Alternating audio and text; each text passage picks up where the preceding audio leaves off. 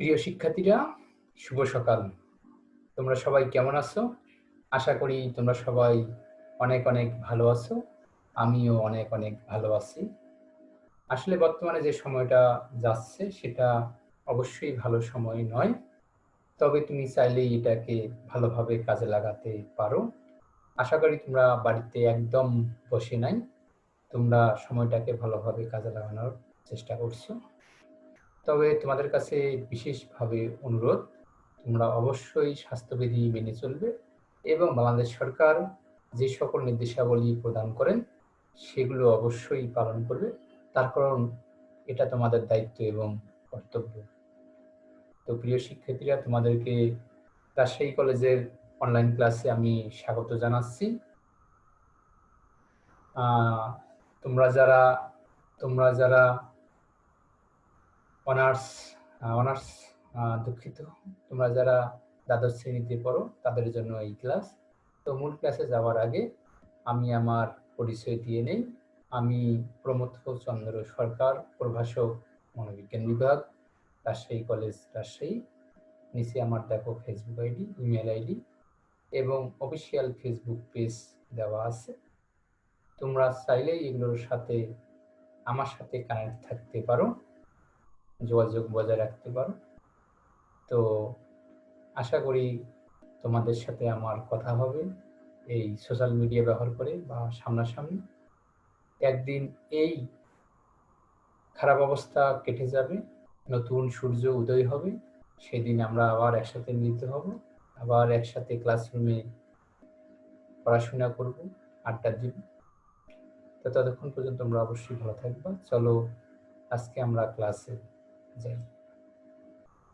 যে তোমরা যারা উচ্চ মাধ্যমিকে পড়াশোনা করো, দ্বাদশ শ্রেণীতে বর্তমানে আসো, তাদের জন্য মনোবিজ্ঞান দ্বিতীয় পত্র, তোমাদের অধ্যায় 6। আর এই অধ্যায়ের নাম ছিল মূল্যবোধ। মূল্যবোধ নিয়ে এর আগে একটা ক্লাস আমরা করেছি, এটা দ্বিতীয় এবং সর্বশেষ ক্লাস। তার মানে আজকে মূল্যবোধ ক্লাস শেষ হয়ে যাবে। আগামী দিন নতুন কোনো চ্যাপ্টার নিয়ে তোমাদের সাথে অবশ্যই কথা হবে। তো আজকে আমরা যে বিষয়গুলো নিয়ে কথা বলবো সেগুলো মূল্যবোধের মাধ্যমসমূহ। কি কি মাধ্যম দিয়ে আমাদের মূল্যবোধ গঠিত হয় সেই বিষয়গুলো আমরা এখানে জানার চেষ্টা করব। তো চলো আর দেরি নয়, আমরা এবার ক্লাসে চলে যাই। তো মূল্যবোধ গঠনের মাধ্যমসমূহ যে পরিবার, বিদ্যালয়, সমবয়সী দল, কমিউনিটি বা সমাজ ও কৃষ্টি, গণমাধ্যম, এইগুলো বিষয় নিয়ে আমাদের মূল্যবোধ গঠিত হয়। দেখো যে এই বিষয়গুলো নিয়ে আমাদের কি হয়, এই বিষয়গুলো নিয়ে আমাদের সমাজীকরণ হয়। এবং প্রথম বর্ষে আমরা পড়েছি যে আমাদের উপর পরিবেশের প্রভাব, সেখানেও কিন্তু আমরা এই মাধ্যমগুলো আলোচনা করেছি। তো সেই জন্য আমি বলছি, তোমরা যদি যে কোনো এক জায়গায় এই জিনিসটা পড়াশোনা করে থাকো, তাহলে সমাজীকরণের ওই জায়গায় ব্যবহার করতে পারবা, মনোভাবের ওখানে ব্যবহার করতে পারবা, মূল্যবোধের এখানে ব্যবহার করতে পারবা। এবং প্রথম বর্ষে পরিবেশ যে আচরণের বিকাশ যে চ্যাপ্টারটা ছিল, সেখানে কিন্তু চাইলে তুমি ব্যবহার করতে পারবা। এখন দেখো, আমরা প্রথমত পরিবার বা ফ্যামিলি সম্পর্কে জানার চেষ্টা করি যে সামাজিকীকরণের মাধ্যমে শিশুর মূল্যবোধ গঠনের প্রক্রিয়া শুরু হয় পরিবারে। আমরা দেখো পরিবারে জন্মগ্রহণ করি, পরিবারেই বেড়ে উঠি, আমরা পরিবারের সদস্যদের নিবিড় পরিচর্যার মাধ্যমে ধীরে ধীরে বড় হই। সমাজের সভ্য ব্যক্তি হিসেবে নিজেকে প্রতিষ্ঠিত করতে প্রয়োজনীয় সংখ্যক দক্ষতা এবং অভ্যাস আমরা পরিবারেই অর্জন করে থাকি।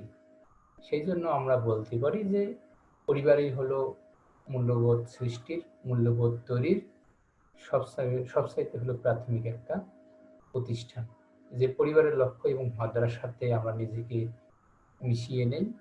পরিবারের যে ধারা থাকে, প্রথা, রীতিনীতি ইত্যাদির উপর ভিত্তি করে আমাদের সবার একটা জীবনভঙ্গি গড়ে ওঠে এবং এই জীবনভঙ্গিটাও কিন্তু পরবর্তীতে আমরা কাজে লাগিয়ে থাকি। এই যে একটা জীবনভঙ্গি আমাদের মধ্যে তৈরি হলো, এই জীবনভঙ্গিটাকেও আমরা বলছি মূল্যবোধ। তো এই জিনিসগুলোর উপর ভিত্তি করে আমাদের মূল্যবোধ তৈরি হয়। দেখো যে এখানে সুন্দর একটা পরিবারের ছবি, একজন সদস্যের সাথে আরেকজন সদস্যের বেশ হাসি খুশি প্রাণবন্ত একটা মিল আছে। সাধারণভাবে দেখো বলা হয়ে থাকে যে পরিবারের মূল্যবোধ যেমন হবে শিশুর মূল্যবোধও তেমন হবে।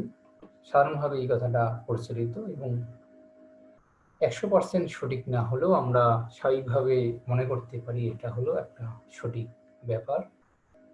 আসলে আমরা পরিবারের মূল্যবোধের বাইরে সহজে বের হতে পারি না। যদিও আমাদের পরবর্তী যে সমাজীকরণের মাধ্যমগুলো আছে, যে খেলার সাথী, বিদ্যালয় বা পরবর্তীতে আমাদের শিক্ষা জীবন, সেই ক্ষেত্রে আমাদের মনোভাব যেহেতু চেঞ্জ হয়, আস্তে আস্তে আমাদের মূল্যবোধও চেঞ্জ হতে পারে। তখনই হয়তোবা আমাদের মূল্যবোধের কিছুটা পরিবর্তন সাধিত হয়। কিন্তু মৌলিক মূল্যবোধ যেটা আমাদের পরিবারে তৈরি হয়ে থাকে, সেটা কিন্তু আসলে খুব বেশি চেঞ্জ হয় না। দেখো যে শিশুর ধারণা এবং বিশ্বাস উত্তরাধিকার সূত্রে পায়, এর অর্থ যে মূল্যবোধও তারা হলো উত্তরাধিকার সূত্রে পায়। শিশু অনুকরণ করে, মানে পিতা মাতা ভাই বোন আত্মীয় স্বজন যাগুলো করে সেগুলো অনুকরণ করে, এই শিক্ষণগুলো কিন্তু থেকে যায়। মা বাবা যেমন হবেন সন্তানের মধ্যে তেমন প্রভাব লক্ষ্য করা যায়। তার মানে আমরা বলতে পারি যে পিতা মাতার মূল্যবোধ যেমন হবে সন্তানের মধ্যেও সেরকম মূল্যবোধ দেখা যাবে। তো কারণ ছোটবেলায় আদর্শ অনুকরণ এবং অনুসরণের স্থান হলো বাবা মা। আমরা জানি যে প্রথমত আমরা বাবা মায়ের আদর্শ অনুকরণ করি, অনুসরণ করি, আমাদের হৃদয়ে স্থান দেই, এই ব্যাপারগুলো হয়ে থাকে। এখানে আর একটা আমরা সুন্দর ছবি দেখছি যে একটা সুন্দর পরিবারের, তাদের মধ্যে বোঝাপড়া বেশ ভালো। এবার আমরা দ্বিতীয় মাধ্যমটাতে চলে আসি, যেটাকে বলছি আমরা শিক্ষা প্রতিষ্ঠান। যে পরিবারের বাহিরে প্রথমত বাইরে যাওয়া শুরু করে আমাদের দেশে 5 বছর বা 6 বছর বয়সে, সেটা হলো শিক্ষা প্রতিষ্ঠানে। তো পরিবারের মধ্যে যে আমাদের শিক্ষণটা হয়ে থাকে, সামাজিকরণটা, সেটা কোনো প্রাতিষ্ঠানিক শিক্ষা ছিল না, মানে এখানে কোনো কঠোর নিয়ম কানুন ছিল না। কিন্তু যখন আমরা বিদ্যালয়ে গমন করি সেখানে আমাদের কিছু নিয়ম কানুন মেনে চলতে হয় এবং একই সাথে যে সহপাঠীরা থাকে তারা বিভিন্ন পরিবার থেকে আসে, তাহলে সবার মধ্যে একটা মিথস্ক্রিয়া তৈরি হয়। এর সাথে তো বিদ্যালয়ের নিয়ম কানুনের কথা আমি বললামই। তো সেখানে গিয়ে আমাদের আচরণের একটা আমূল পরিবর্তন হয়ে থাকে। এখানেও একটা মূল্যবোধ গঠনের বড় একটা অবশ্যই জায়গা, যে পরিবারের পর শিশুরা শিক্ষা প্রতিষ্ঠান থেকে মূল্যবোধ অর্জন করে থাকে। ধীরে ধীরে বিদ্যালয়ের নিয়ম কানুন মেনে চলতে হয়। অনেক কিছু বিষয় কিন্তু এই জায়গা থেকে শিক্ষা লাভ করতে হয়। এই যে বিভিন্ন জিনিসগুলো যে শিক্ষা লাভ করলো, শিক্ষকেরা কিভাবে কথাবার্তা বলেন, কিভাবে আচার আচরণ করেন, সহপাঠীরা কেমন করে করেন, বা অন্যান্য ব্যাপারগুলো যে তারা জেনে বুঝে থাকেন, এগুলোই কিন্তু সবগুলোই মূল্যবোধের উৎস। এখানে শিক্ষার্থীরা প্রকৃত মূল্যবোধ, স্বাধীনচেতা মনোভাব, আত্মবিশ্বাস, সহযোগিতা, প্রতিযোগিতা, আত্মনির্ভরশীলতা, নিয়মবদ্ধতা, সততা, ন্যায়নীতি, পারস্পরিক সম্প্রীতি, সৌহার্দ্য, সামাজিক আদর্শ। দেখো এখানে অনেক অনেক বিষয়ের কথা আমি বলেছি, যে স্বাধীনচেতা মনোভাব, তারপরে আত্মবিশ্বাস, সহযোগিতা, প্রতিযোগিতা, আত্মনির্ভরশীলতা, নিয়মতা, সততা, ন্যায়নীতি, এই সবগুলোই কিন্তু নিয়ে আসলে আমাদের মূল্যবোধ বা চরিত্র যাই হোক না কেন গঠিত হয়ে থাকে। তাহলে শিক্ষা প্রতিষ্ঠান কিন্তু আমাদের এই জিনিসগুলো তথা মূল্যবোধ গঠনে একটা বড় ভূমিকা বড় ভূমিকা পালন করে থাকে। তারপর দেখবে যে শিক্ষক শিক্ষিকা, যে একজন আদর্শ শিক্ষক বা শিক্ষিকা ছাত্রদেরকে শুধু পাঠ্য বই দেখিয়ে দেন না, তার পাশাপাশি ছাত্রের চারিত্রিক, দৈহিক, মানসিক বিকাশের প্রতি গুরুত্ব দেন। তার মানে শিক্ষক শিক্ষিকাগণ শিক্ষার্থীদের মূল্যবোধ গঠনে একটা ব্যাপক বড় আকারের ভূমিকা পালন করে থাকে। এটা অবশ্যই মানতে হবে, কোনোভাবে এই বিষয়টাকে বাদ দেওয়ার চান্স কিন্তু নেই। এই ছবিটা নিশ্চয়ই তোমাদের একটা প্রাণের ছবি। এই ছবিটা দেখার পরেই একটা কি বলবো শিহরণ তোমাদের বয়ে গেছে শিরদাঁড় দিয়ে। আশা করি বিভিন্ন পত্রিকার পাতায় তোমাদের এরকম একটা ছবি থাকবে, তো তখন নিশ্চয়ই দেখতে খুব ভালো লাগবে। আমিও চাই এরকম হাসি মাখা মুখ তোমাদের ছবি যেন আমি পত্রিকার পাতায় দেখি। এই যে তোমাদের একটা যে চেঞ্জ করে দিলে, এটা কিসের? অবশ্যই হলো শিক্ষা প্রতিষ্ঠান। দেখো, ছোট শিশুরা শিক্ষককে খুব শ্রদ্ধা করে, পিতামাতার পরে শিক্ষককে অনুসরণ করে। এমন কিছু কিছু ক্ষেত্রে দেখা যায় ছোট শিশুরা পিতামাতার চেয়ে হলো শিক্ষকের কথাই বেশি শুনেন এবং বাবা মাকে শিখিয়ে দেন যে আমার টিচার বলেছে, এটা আমাকে করতে হবে। তো শিক্ষকের আচার ব্যবহার, মূল্যবোধ, চিন্তা চেতনা ইত্যাদি শিশুর আচরণকে প্রভাবিত করে, অর্থাৎ মূল্যবোধ গঠনে সহায়তা করে। শিশুর মূল্যবোধ সৃষ্টির ব্যাপারে পাঠ্য বই, অনুষ্ঠান সবার ভূমিকা বিশেষভাবে পালন করে। দেখো যে আমাদের পাঠ্য বইগুলো এমনভাবে তৈরি, অনুষ্ঠানগুলো বা সহপাঠীরা, সেই ক্ষেত্রেও কিন্তু আমাদের মূল্যবোধ কিন্তু তৈরি হয়ে থাকে। দেখো যে প্রতিটা পাঠ্য বইয়ের কিন্তু বিশেষ উদ্দেশ্য থাকে এবং দেখবে যে পাঠ্যসূচি কিছুদিন পর পর কিন্তু চেঞ্জ করা হয়। সিলেবাস না, সিলেবাসের চাইতে একটা বড় কারিকুলাম যেটাকে আমরা বলি, সেই জিনিসটার কথা আমি বলছি। যে কারিকুলাম কিন্তু বিশেষ উদ্দেশ্যকে সামনে রেখে তৈরি করা হয়। তো এই জিনিসগুলো আমাদের মূল্যবোধ তৈরি করতে সহায়তা করে, বিশেষ ভূমিকা পালন করে থাকে। এরপরে আমরা দেখব যে খেলার সাথী বা সমবয়সী দল। দেখো যে পরিবারের বাইরে আমরা যাদের সাথে প্রথমত মেলামেশা শুরু করি সেটা আমাদের খেলার সাথী। তো যে পরিবারের বাইরে শিশুরা বড় পরিসরে দল গঠন করে একটি বড় সামাজিক পরিমণ্ডলে অংশগ্রহণের সুযোগ পায়। যে সুষ্ঠু সামাজিক আত্মপ্রত্যয়ী মানুষ হিসেবে গড়ে ওঠার উপযুক্ত মাধ্যম হলো খেলার সাথী। তারা সাথীদের মাধ্যমে সহযোগিতা, নেতৃত্ব, দায়িত্ববোধ শেখে। এই কাজগুলো করতে গিয়ে তারা অবশ্যই হলো মূল্যবোধও শিখে থাকে, যে দলীয় নীতির প্রতি আনুগত্য প্রদর্শন করে পরবর্তী জীবনকে অনেক কাজে দেয়। দেখো যে যখন তাদের দলগুলো করে, যে 5-6 জন মিলে যে একটা দল গঠন করে বা একসাথে খেলাধুলা করে, তাদের কিন্তু ওখানে নিয়ম কানুন থাকে, কিন্তু কে কোন ভূমিকা পালন করবে সেই বিষয়টাও থাকে। এই যে এই জায়গা থেকে যে একটা মূল্যবোধ, অথবা তারা এমন কোনো খেলা খেলছে, দেখা যাচ্ছে যে মানুষকে সেবা করা অথবা পশু পাখিকে সেবা করা, এই যে এই জিনিসগুলো কিন্তু আমাদের মূল্যবোধে থাকে। পরবর্তী সময়ে আমরা এই ছোটকালের খেলাটাকেই আমাদের জীবনে পালন করে থাকি। দেখো এখানে একটা বিশেষ ছবি, যে এরা একসাথে খেলার চেষ্টা করছে, মার্বেল, বা তোমরা স্থানীয় ভাষায় গুলি বলো কিনা কে জানে, আমি জানি না, কিন্তু মার্বেলটাই হলো একটা পরিমিত শব্দ। তো সঙ্গীরা একধারে বন্ধু, অন্যদিকে মুক্তি আশ্রয়ের শ্রেষ্ঠ স্থান। বন্ধু তো হলোই, তারপর দেখবে যে বাড়িতে কোনদিন রাগারাগি করলে মা বাবা, তখন আমরা কি করি, বন্ধুদের বাড়ি থেকেই তাদের কাছে আমরা উদ্বেগ থেকে মুক্তি লাভ করি, যাই কিছু হবে না, আমার বাড়িতে থাক। বা আশ্রয়, তাদের কাছে কি চাই, আশ্রয় চাই। তারা কিন্তু থাকতে দেয়, খাইতে দেয়, যে বাবা মা রাগ কমুক, এই ব্যাপারগুলো এইরকম আর কি।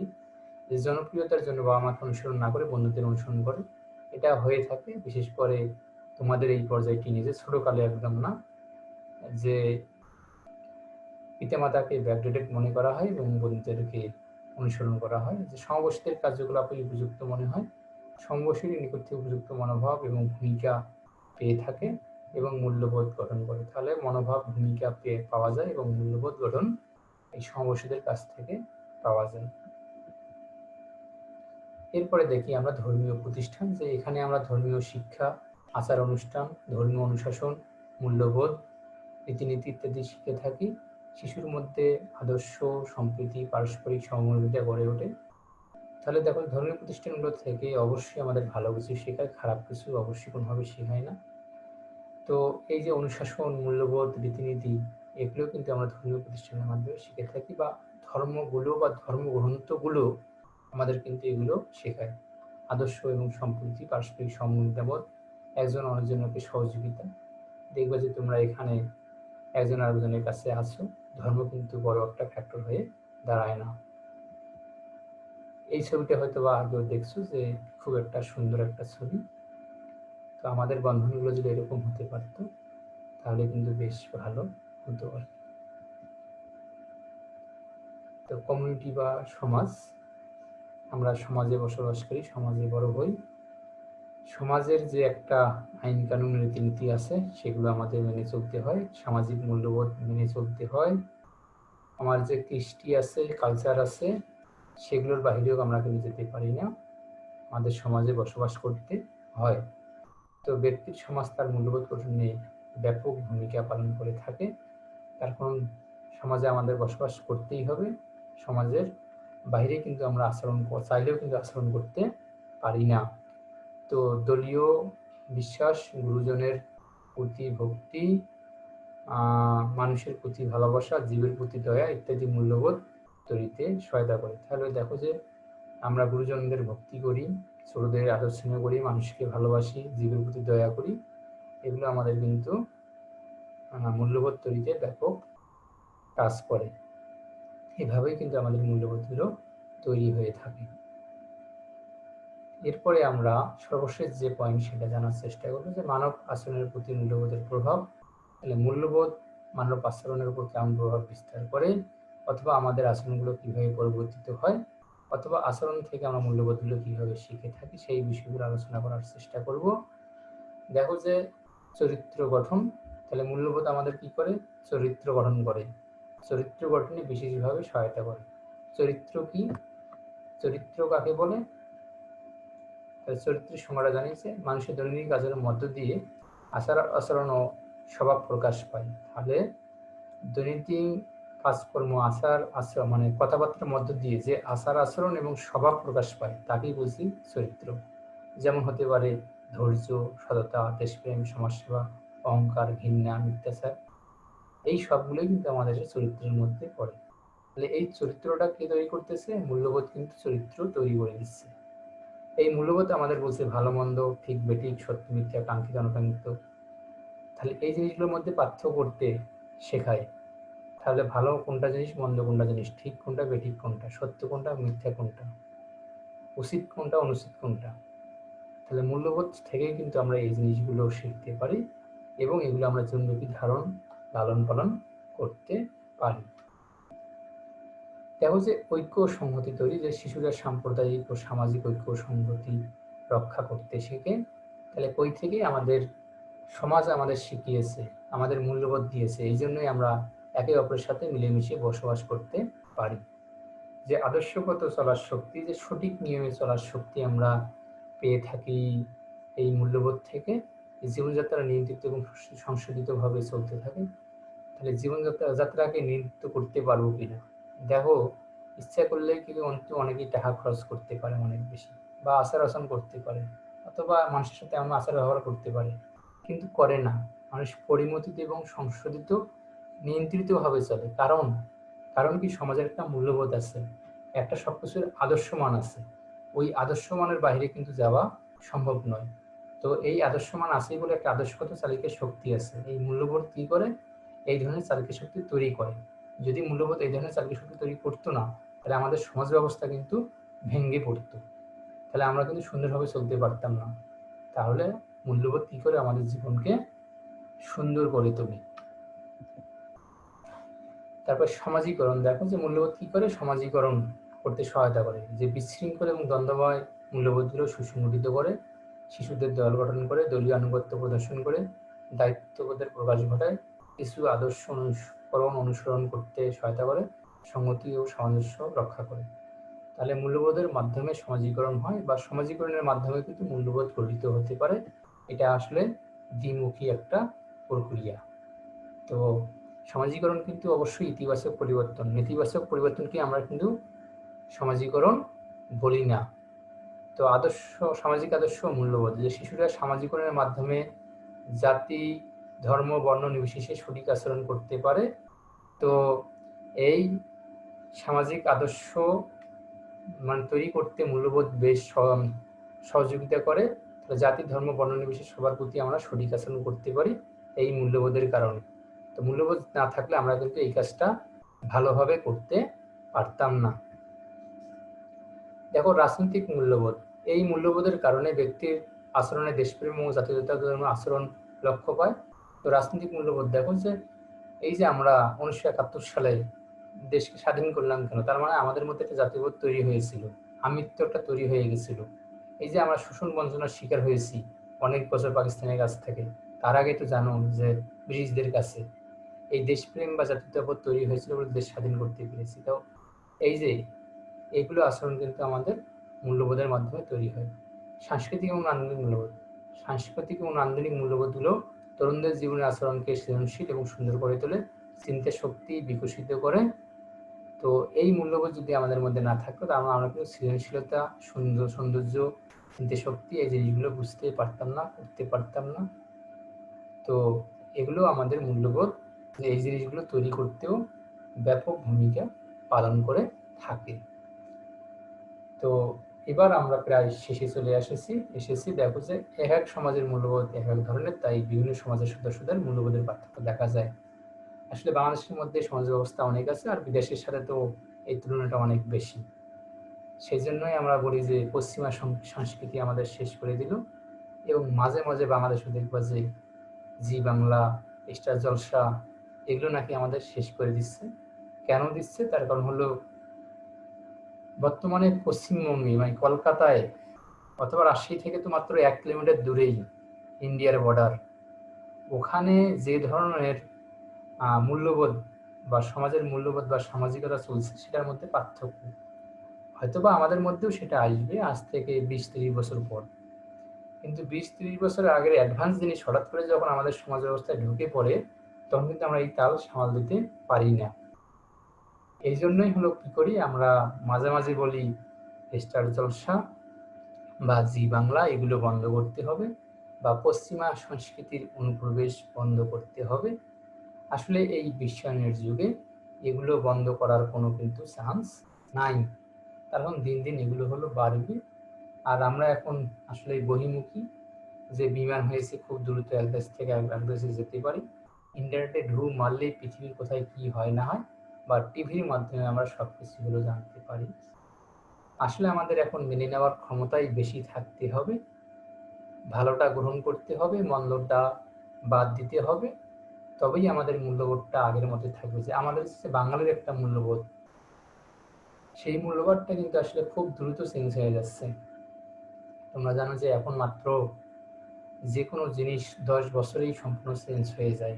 এই আর এক ফেসবুকেই তো আমাদের মূল্যবোধের 13টা বাজিয়ে দিয়েছে। তো আমাদের বর্তমান সময়ের যে মূল্যবোধের পরিবর্তনটা আগের যে কোনো সময়ের চেয়ে অনেক অনেক কিন্তু বেশি। তো তাহলে তোমাদেরকে আমি বলবো যে আরেকটা ব্যাপার, যে এর অর্থ কি পশ্চিমা মূল্যবোধ খারাপ? না, তাদের কাছে এই মূল্যবোধ কিন্তু খারাপ না, তাদের কাছে তাদের মূল্যবোধ খারাপ, কিন্তু আমাদের জন্য আসলে এটা কিন্তু অবশ্যই খারাপ হতে পারে।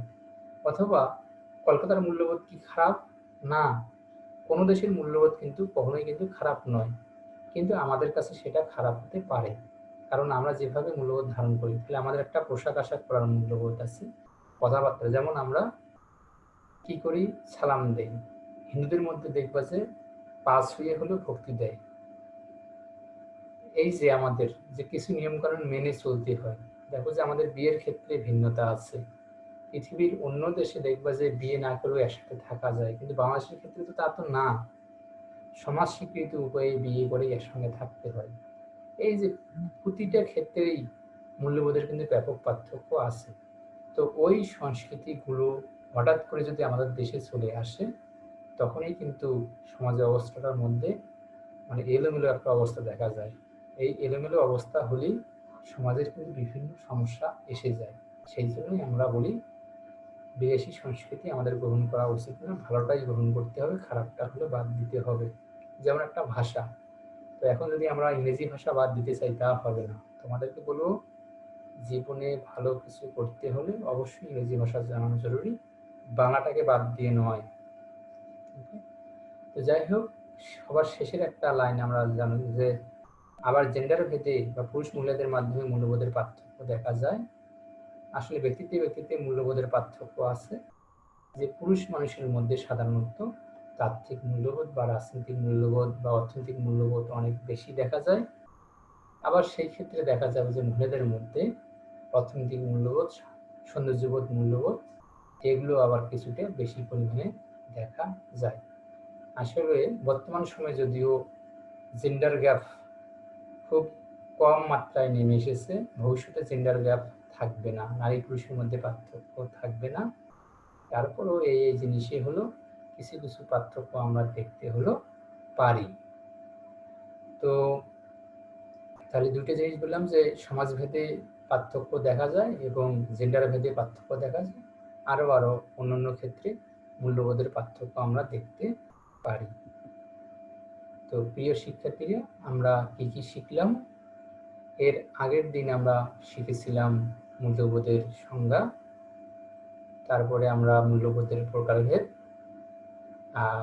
মূল্যবোধ ছিল 6 প্রকার, আর আজকে আমরা শিখলাম মূল্যবোধের মাধ্যমগুলো। তো আর সবার শেষে শিখলাম যে আমাদের মানব আচরণের উপর মূল্যবোধের প্রভাবগুলো কি কি প্রভাব বিস্তার করে, কোথায় কোথায় প্রভাব বিস্তার করে। এখন যদি তোমাদের কোনো প্রশ্ন থেকে থাকে তাহলে তোমরা আমাকে মেসেঞ্জারে সেন্ড করতে পারো, তোমরা খাতায় লিখে রাখতে পারো। যখন তোমাদের সঙ্গে দেখা হবে ক্লাসরুমে তখন আমাকে প্রশ্ন, সবচেয়ে ভালো কাজ হয় অবশ্যই খাতায় লিখে রাখবে, তারপর প্রশ্নগুলো পরবর্তীতে মনে পড়বে। খাতায় লিখে রাখাই সবচেয়ে হলো বুদ্ধিমানের কাজ বলে আমি মনে করি। তো বাড়ির কাজ তোমরা অবশ্যই কি এগুলো লেখার চেষ্টা করবে, ওইভাবে বাড়ির কাজ নাই। আগের ক্লাসে কিন্তু বাড়ির কাজ কি জানি ছিল মনোভাব চ্যাপ্টারে, সেটা কিন্তু আবার মনে করিয়ে দিলাম। এই চ্যাপ্টারে সেরকম মনে রাখা বাড়ির কাজ নেই। তো তোমরা একটু প্রশ্নগুলো একটু দেখার চেষ্টা করবে। প্রশ্নগুলো এখান থেকে বেশি প্রশ্ন হওয়ার চান্স নাই। একটা হবে মূল্যবোধের প্রকারভেদের উপর প্রশ্ন, আর একটা হতে পারে মাধ্যমগুলোর উপর প্রশ্ন, আর মূল্যবোধের সংজ্ঞার উপর 1 মার্কের প্রশ্ন, মানে জ্ঞানমূলক প্রশ্ন আসতে পারে। তো প্রিয় শিক্ষার্থীরা, ক্লাস শেষ করে ফেলছি। তোমাদেরকে আমি অনেক অনেক ধন্যবাদ জানাচ্ছি। তোমরা অনেক আগ্রহ সহকারে, ধৈর্য সহকারে আমার এই ক্লাসটা করেছো। জানি না ক্লাসটা কেমন লাগলো, আশা করি অনেক ভালো লেগেছে। তো তোমাদের সাথে আবারও দেখা হবে। ততক্ষণ পর্যন্ত ভালো থাকো, সুস্থ থাকো, নিজের জন্য দোয়া করো, আমার জন্য দোয়া করো। তো তোমাদেরকে সবাইকে টাটা, বাই বাই।